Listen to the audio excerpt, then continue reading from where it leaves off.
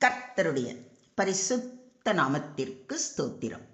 இன்றைய நாளில் தியானத்திற்கென்று தெரிந்து கொள்ளப்பட்ட வேத வசனம் ஏசாயா தீர்க்கதரிசியின் புத்தகம் 58 அதிகாரம் 11 வசனம். ஏசாயா 58:11. கர்த்தர் நித்தமும் உன்னை நடத்தி மகா வறட்சியான காலங்களில் உன் ஆத்துமாவை திருப்தியாக்கி உன் எலும்புகளை நினமுள்ளதாக்குவார். நீ நீர்ப்பாய்ச்சலான தோட்டத்தைப் போலவும் வற்றாத நீரூற்றைப் போலவும் இருப்பாய். The Lord will guide you always. He will satisfy your needs in a sun-scorched land and will strengthen your frame. You will be like a well-watered garden, like a spring whose waters never fail. ஆண்டவர் தொடர்ந்து உன்னை வழி நடத்துவார். வறண்ட சூழலில் உனக்கு நிறைவளிப்பார். உன் எலும்புகளை வலிமை ஆக்குவார். நீயும் நீர் பாய்ந்த தோட்டம் போலும் ஒருபோதும் வற்றாத நீரூற்று போலும் இருப்பாய். ஆமென்.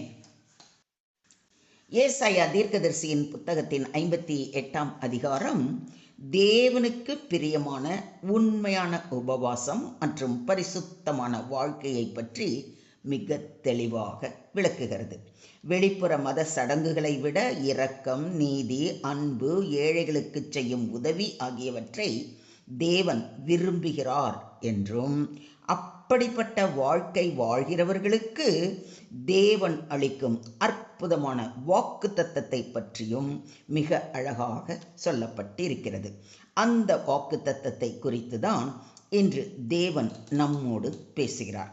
அதை குறித்து நாம் ஆழமாக தியானிப்போம். முதலாவது அவர் கொடுக்கும் வாக்குத்தத்தம், கர்த்தர் நித்தமும் உன்னை நடத்துவார். தேவன் தமது பிள்ளைகளை ஒரு நாளோ அல்லது ஒரு சில காலமோ அல்ல, எப்பொழுதும் வழி நடத்துகிறார்.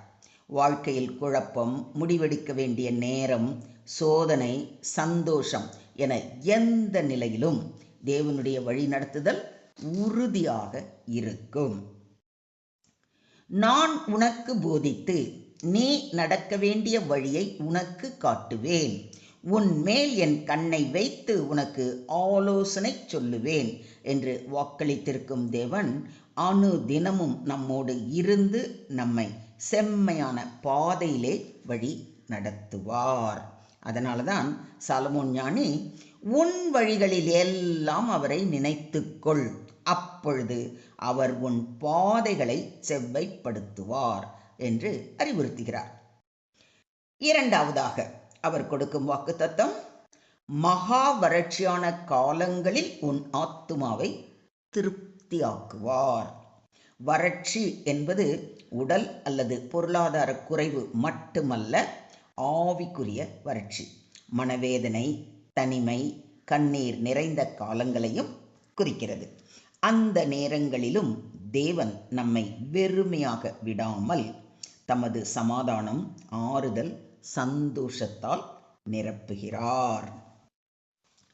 கர்த்தர் என் மேய்ப்பராய் இருக்கிறார், நான் தாழ்ச்சி அடையேன் என்று சங்கீதக்காரனாகிய தாவீது கூறுவதை சங்கீதம் 23:1 வாசிக்கிறோம்.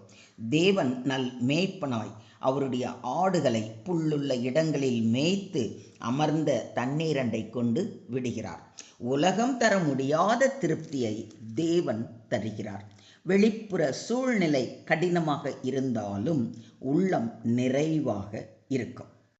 மூன்றாவதாக அவர் வழங்கும் ஆசீர்வாதம், உன் எலும்புகளை நினமுள்ளதாக்குவார். எலும்புகள் பலவீனம் அடைவது சோர்வையும் வலிமை இன்மையையும் குறிக்கிறது. தேவன் நம்முடைய உடலையும் மனதையும் ஆவியையும் புதுப்பித்து வலிமைப்படுத்துகிறார். கர்த்தருக்கு காத்திருக்கிறவர்களோ புது பலன் அடைந்து கழுகுகளைப் போல செட்டைகளை அடித்து எழும்புவார்கள். அவர்கள் ஓடினாலும் இளைப்படையார்கள், நடந்தாலும் சோர்ந்து போகார்கள். கழுகுக்கு சமானமாய் உன் வயது திரும்ப வால வயது போலாகிறது என்ற சத்தியங்களின்படி தேவனுடைய கிருபை சோர்ந்தவர்களை மீண்டும் எழுப்புகிறது. நான்காவதாக அவர் அளிக்கும் வாக்குத்தத்தம், நீர்ப்பாய்ச்சலான தோட்டத்தை போல் இருப்பாய். நீர் பாய்ச்சப்படும் தோட்டம் எப்பொழுதும் பசுமையாகவும் கனியுடனும் இருக்கும். அதுபோல தேவனோடு இணைந்திருப்பவரின் வாழ்க்கை மற்றவர்களுக்கு ஆசீர்வாதமாக இருக்கும். அவன் நீர்க்கால்களின் ஓரமாய் நடப்பட்டு தன் காலத்தில் தன் கனியை தந்து இலை உதிராதிருக்கிற மரத்தை போல் இருப்பான். அவன் செய்வதெல்லாம் வாய்க்கும் என்று சங்கீதம் 1:3 வாசிக்கிறோம். கர்த்தர் மேல் நம்பிக்கை வைத்து கர்த்தரை தன் நம்பிக்கையாய் கொண்டிருக்கிற மனுஷன் பாக்கியவான். அவன் தண்ணீர் அண்டையிலே நாட்டப்பட்டதும் கால்வாய் ஓரமாக தன் வேர்களை விடுகிறதும் உஷ்ணம் வருகிறதை காணாமல் இலை பச்சையாய் இருக்கிறதும் மழை தாழ்ச்சியான வருஷத்திலும் வருத்தமின்றி தப்பாமல் கனி கொடுக்கிறதுமான மரத்தை போல் இருப்பான் என்றும் எரேமியா 17 வாசிக்கிறோம். தேவனுடைய வார்த்தையிலும் ஜெபத்திலும் நிலைத்திருப்பவரின் வாழ்க்கை கனி உள்ள வாழ்க்கையாக மாறும். கடைசியாக அவர் தரும் வாக்குத்தத்தம், வற்றாத நீரூற்றை போல் இருப்பாய். தேவன் நமக்குள் வைத்திருக்கிற ஆவிக்குரிய ஜீவன் ஒருபோதும் வற்றாது. நாமும் மற்றவர்களுக்கு ஆறுதலும் நம்பிக்கையும் ஜீவனும் அளிக்கும் கருவிகளாக இருப்போம். என்னிடத்தில் விசுவாசமாய் இருக்கிறவன் எவனோ அவன் உள்ளத்தில் இருந்து ஜீவ தண்ணீர் உள்ள நதிகள் ஓடும் என்று நம்முடைய ஆண்டவராகிய இயேசு கிறிஸ்து கூறுவதை யோவான் 7:38 வாசிக்கிறோம். தேவனோடு இணைந்த வாழ்க்கை நமக்கு மட்டுமல்ல, நம்மை சுற்றி இருப்பவர்களுக்கும் ஆசீர்வாதமாக மாறுகிறது. மொத்தத்தில் இன்றைய தியான வசனம் கர்த்தரால் வழி நடத்தப்படும் ஆசீர்வதிக்கப்பட்ட வாழ்க்கை பற்றி போதிக்கிறது. கர்த்தர் நித்தமும் வழி நடத்துகிறார். அவர் நம்மை ஒருபோதும் கைவிட மாட்டார். அவருடைய ஆலோசனை தவறாது. கர்த்தர் வறட்சியிலும் திருப்தி அளிக்கிறார், சோதனையிலும் சமாதானம் தருகிறார், சோர்விலும் புதிய பலன் அளிக்கிறார். கர்த்தர் நம்மை பிறருக்கு ஆசீர்வாதமாக மாற்றுகிறார். நீர்ப்பாய்ச்சலான தோட்டம் போல கனி உள்ள வாழ்க்கை வற்றாத நீரூற்றை போல எப்பொழுதும் ஆசீர்வாதத்தை பகிரும் வாழ்க்கை. சுருக்கமாக சொல்வதானால், தேவனுடைய வழியில் நடந்து அவருக்கு பிரியமான வாழ்க்கையை வாழ்கிறவர்களை கர்த்தர் ஒருபோதும் கைவிட மாட்டார். அவர் வழி நடத்துவார், திருப்திப்படுத்துவார், வலிமைப்படுத்துவார். இறுதியில் நம்மை அநேகருக்கு ஆசீர்வாதமாக மாற்றுவார். ஆகவே நம் வாழ்க்கை எப்பொழுதும் கர்த்தருடன் இணைந்திருக்கட்டும். Today's verse is God's wonderful promise to those who live in obedience, compassion, and righteousness. He promises to guide them continually, satisfy them even in times of drought, renew their strength, and make their lives like a well-watered garden and an unfailing spring. Those who trust and walk with God will not only experience His constant care, but will also become a source of blessing, encouragement, and spiritual refreshment to others. Do you believe this?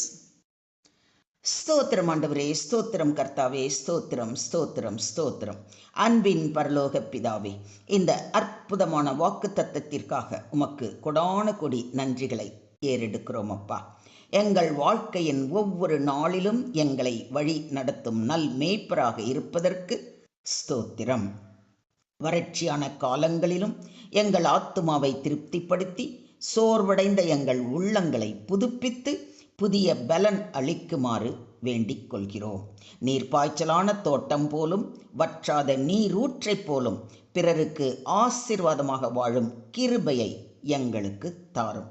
உம்முடைய பரிசுத்த ஆவியினால் எங்களை நிரப்பி எங்கள் வாழ்க்கை உமக்கு மகிமையையும் அநேகருக்கு நம்பிக்கையையும் அளிக்கும்படி நடத்த வேண்டி எங்களை முற்றிலுமாக தாழ்த்தி உம்முடைய கரங்களிலே ஒப்பு கொடுக்கிறோம். நீங்க பொறுப்பெடுத்துக்கோங்க, நீங்க வழி நடத்துங்க. சகல துதி கன மகிமை யாவையும் ஒருவருக்கே செலுத்துகிறோம். மீட்பர் இயேசுவின் மூலம் ஜெபம் கேளும் எங்கள் ஜீவனுள்ள தகப்பனே. ஆமென்.